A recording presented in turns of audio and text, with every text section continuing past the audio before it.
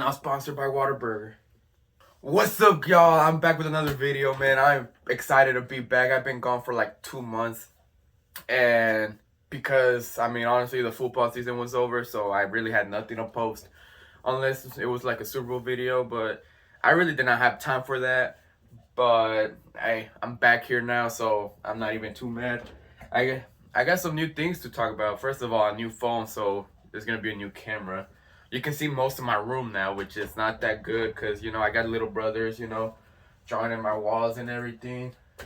Just like I did last year, like a video when I did the draft and stuff like that.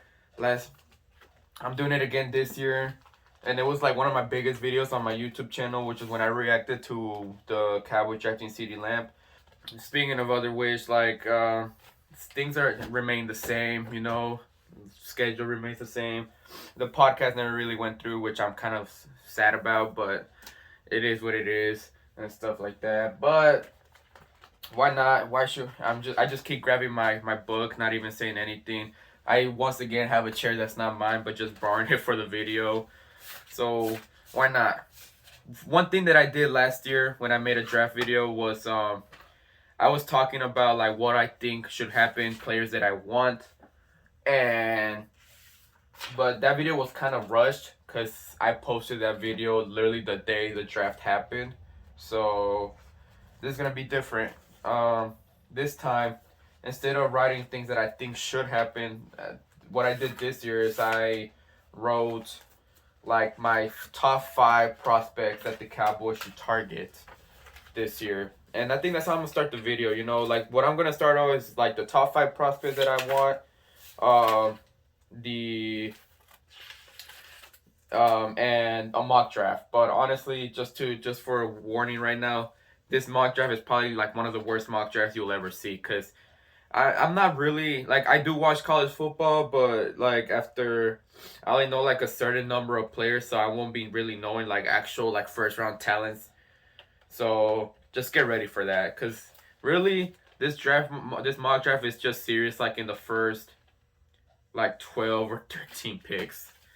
So we'll see about that. But we are going to go to my top 5 prospects the Cowboys should target on Thursday because it's officially draft week. I'm honestly excited. Honestly one of my favorite weeks in the off season, and I'm pretty sure everybody's right behind. No, actually, it's right in front of free agency. But to start it off, my number 1 prospect that I think the Cowboys should get, and I know I'm gonna get a lot of hate from Cowboys fans for this, but it is Kyle Pitts Jr. And let me just tell you this right now. To start off, the biggest need for this draft is defense, 100%. But let me talk to you about Kyle Pitts Jr. To start off, as the number 1 player, I'm just reading what I wrote. Kyle Pitts Jr., tight end from Florida, dominant tight end. People believe could be the next Randy Moss. Most likely not. I know a lot of people are gonna hate that. Adding much more gas to an already outstanding offense in Dallas. And I never even say this. I might be a Cowboys fan, but I never say it. But with Kyle Pitts Jr. in the offense, Super Bowl caliber team. Period. I don't care. Like, y'all can say, like, oh, Cowboy fans always saying every year there's their year. I'm not those fans.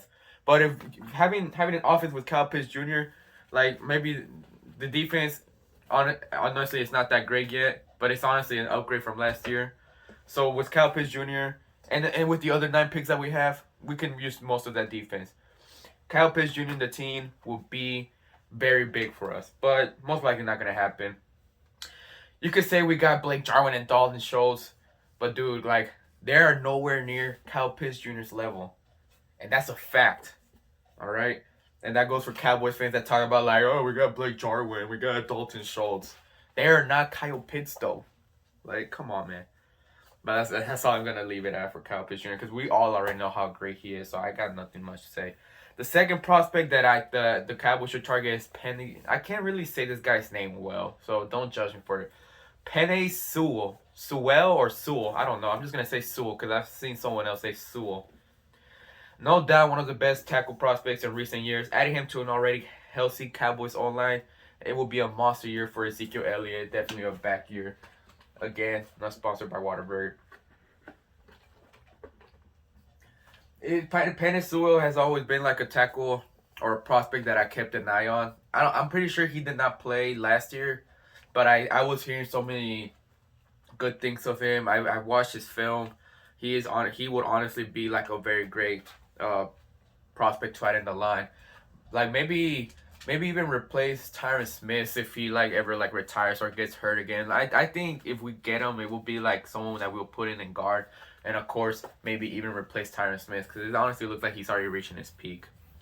Sad thing to say because I really love Tyron Smith.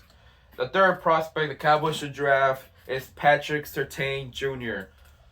Is that really how you say his name, Surtain? I this whole time I kept saying Certain, Patrick Surtain Jr. But Surtain Jr. Of course, cornerback out of Alabama, maybe the top DB of the draft, if not the best in the draft.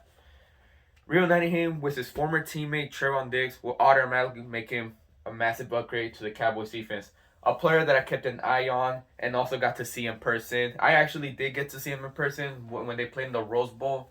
Of course, since most of you already know, I work at AT&T Stadium. I went to go work to that game, and I was keeping a place. I was like, oh, there's Patrick Surtain Jr. and he is a lockdown cornerback. I can tell you that right now.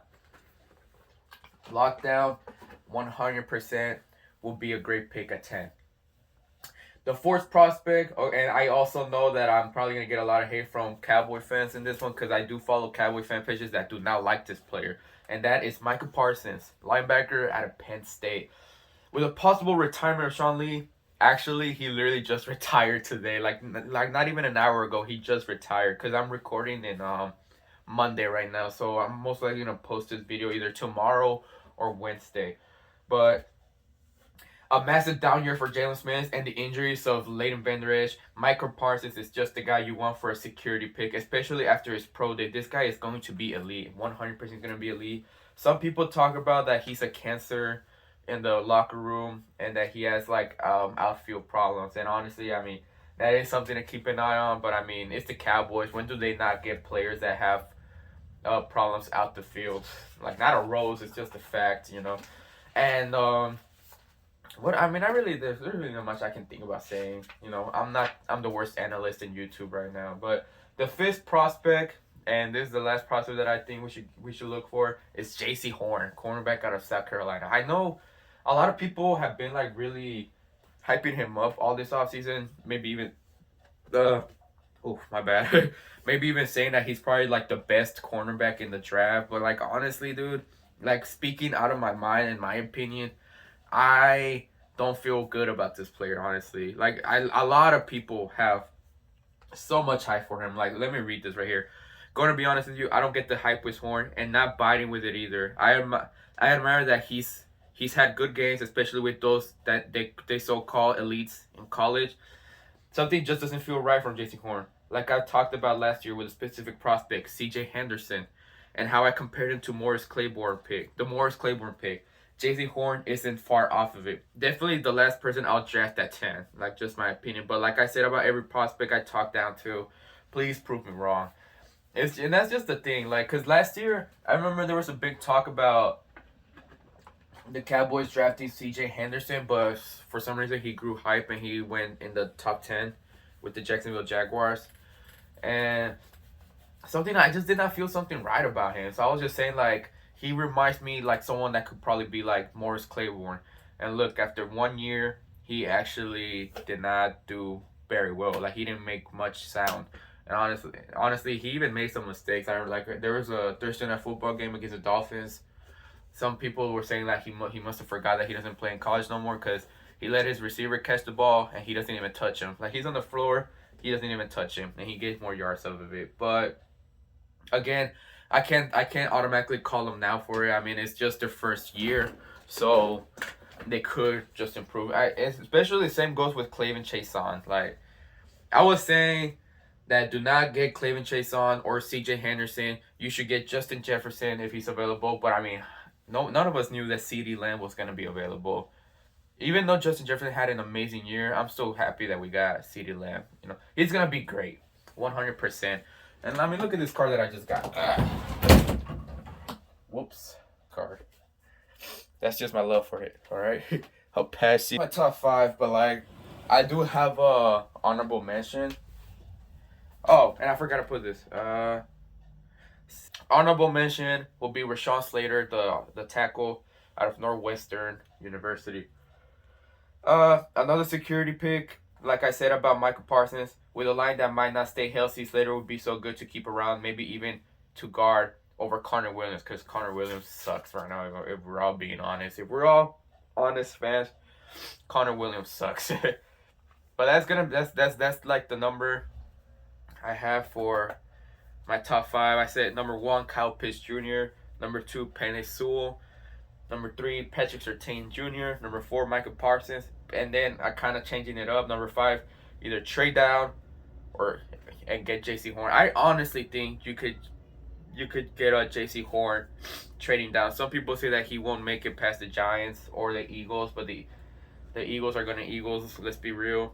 So if none of these four players, or I guess counting Michael Parsons because he's not even that much of a top 10 pick for now. If none of these three players are available, like Kyle Pitts Jr., Penei Sewell, Patrick Surtain Jr., then definitely I think if you want Michael Parsons or Jason Horns, you can trade down and still get them. Just my personal opinion. Again, honorable mentions is Rashawn Slater. I did add the other prospects, JOK. I can't say his full name yet, so I'm just gonna call him JOK or Jock or whatever. And also Caleb Farley. Like at the beginning of the offseason, he was like the most hyped cornerback, like the number one prospect. But I think he got like an injury surgery. I don't even know how you say it, and he kind of his draft numbers fell down. I guess we should go on to like the mock draft again. Like I'm telling you, this is probably gonna be the worst mock draft that you're gonna see. That you're gonna hear. There are no trades in this one because no one can perfectly call out trades. So this is just a all out draft with no trades. So that automatically means it's gonna be a wrong draft, mock draft. But I'm just gonna name like the first 12, and then the rest I'm just gonna put them in the screen because it's just terrible. So with the number one pick, the Jacksonville Jaguars select Trevor Lawrence. I wanted to make it funny and be like, oh, they're gonna draft Justin Fields or something like that. But we're being real. Trevor Lawrence is gonna be the number one pick, no doubt about it. With the second pick, the New York Jets select Zach Wilson. Even though I do think they should get Justin Fields, but again, this is just me going off with the things that I've heard around the league. It's most likely gonna be Zach Wilson, and if it's not, I'm glad. I'm glad that I caught something. And the number three, with the number third, I can't even talk.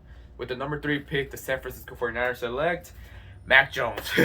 Mac Jones, because the only reason I say Mac Jones, even though I don't think that should be the pick, again, like I talk about Justin Fields, maybe he's going to be a bust, who knows. You can't really predict bust. But the reason I'm going with Mac Jones is because that's literally been the talk around the whole league. And especially yesterday, there was a report saying that the 49ers have dropped down to either Trey Lance or Mac Jones at number 3. The 49ers are honestly stupid because they really could easily got him to where they were. I don't know why they had to trade up all the way to number 3 just to get Mac Jones, because literally no one's going to get Mac Jones. Like, what the hell are y'all doing, 49ers? But with the number 4 pick, the Atlanta Falcons select Justin Fields. Honestly, this pick would have been, for me, this pick should have been Kyle Pitts Jr., but because we already know that the 49ers are not going to get Justin Fields, if Justin Fields drops to the Falcons, they're going to draft him. But if Justin Fields isn't in number 4, they're going to get Kyle Pitts Jr. Remember that I said that. With the number 5 pick, number 5th, you know what? I'm just going to stop saying number. With the 5th pick, the Cincinnati Bengals select Jamar Chase. And no, I do not think that should be the pick. In my opinion, Penei Sewell should be the pick. But since there's been so much talk, especially Joe Burrow saying that he wants to reunite with Jamar Chase, it's most likely gonna be him. But the pick should be Penei Sewell. This is just picks that I'm trying to go a little bit perfect, at least in the top 10 picks, because I definitely went perfect last year. Let me see, just to prove something right here. Last year in my mock draft, I did not go perfect, but I definitely got two raw. I got like 8 out of 10 on the top 10. So That should tell you something. This is not who I think they should pick. This is just who I think they will because of reports, of course. With the 6th pick, the Miami Dolphins select Penei Sewell again because I don't know why the Bengals just passed up on him. I think I'm just gonna put like some stuff in around me so you won't get lost. With the 7th pick, the Detroit Lions select Devontae Smith. A lot of I've actually been hearing a lot of stuff, especially from Lion fans, saying that they don't need a wide receiver. But honestly, you can't even go wrong if you get Devontae Smith because you did lose your number 1 receiver, Kenny Golladay. I don't know why you let him go to the Giants, and we're gonna have to deal with him. I know games with the Giants are gonna be hard now. That's me admitting it as a Cowboys fan, but that's Devontae Smith. I think should be the pick with the Lions. With the 8th pick, the Carolina Panthers select Kyle Pitts Jr. There you go. That he finally falls down. He was just 2 picks away from the Cowboys. If we're being realistic, he's not gonna fall to 10 with the Cowboys. And if he does, don't be mad, because if he falls to 10, the Cows are 100% taking him. They're not going to pass on him. They passed up on Randy Moss years ago. They're not gonna pass up on Kyle Pitts. With the 9th pick, Denver Broncos select Rashawn Slater. I don't actually think that makes sense. Like, I feel like people are gonna be like, "You're so stupid," but again, I told you this is probably gonna be the worst mock draft you'll see. With the 10th pick, the Dallas Cowboys select Patrick Surtain Jr. Like I was talking about with my prospects. If it was between Surtain and J.C. Horn, I'm 100% getting Patrick Surtain Jr. man. And if they get J.C. Horn, like I said, I'm going to record my video. If the name is J.C. Horn, you're not going to see me happy. Just gonna say that. With the 11th pick, the New York Giants select Jalen Waddle. That would honestly be hard. Like, they're gonna have a pretty badass wide receiver core, so I just know that the game against the Giants are not gonna be much easy this year. And with the 12th pick, the Philadelphia Eagles select. You ready for this one? The Philadelphia Eagles select Trey Lance, quarterback out of North Dakota. Do I think they should get him? No. Do I think they will? Yes. Even though they already got Joe Flacco, not that good, and Jalen Hurts. The only reason I'm saying this because I said earlier the Eagles are most likely gonna Eagles in the draft. So there were reports of them saying that they're looking for a quarterback, and when I read that, I was just like, that's hilarious. So it would be hilarious if they actually get Trey Lance. That's why I put him here, because it probably will happen, and the Eagle fans are not even denying it by now. They're probably like, that's something the Eagles will do, and 100% they will. But I mean, that's all I'm gonna put for now. The rest I'm just gonna put them on the screen right now, so you can look through that. Some of them might be very questionable to y'all. Like, for example, Kyle Trask at 15 to the Patriots. I do think the Eagles are gonna get the Patriots. I mean, are gonna get a quarterback. Maybe trade down and get someone like Kyle Trask, or maybe even get a quarterback later on. If quarterbacks like Trey Lance, and the rest like Mac Jones are gone by 15, they're probably gonna get like Kyle Trask, either trade down or maybe even get him at 15. I don't know, cause I think I've been hearing that he's not even a first round talent, so maybe that's an L for me. Like, yeah, like I tell y'all, worst mock draft ever. J.C. Horn with the 16, Michael Parsons, it's actually possible at 17, Caleb Farley at 21. Not the best, I know, but I tried, I'll get better in years to come. But, like that's all really that I really have for my mock draft analytic, and prospects. I will try to come back next week for maybe a video after the draft is over and giving my thoughts, grade them and stuff like that. How good did the Cowboys do? If I think they did good or bad, and how much this could affect the team. But yeah, that's all I'm gonna do. That's where I'm gonna end the video. I finally came back after 2 months, so I hope this was a good, alright video for y'all to watch, and I hope y'all enjoyed. If you made it to the end of the video, I appreciate y'all, and that's the end of the line. God bless you all, and have a great day. Oh, and subscribe.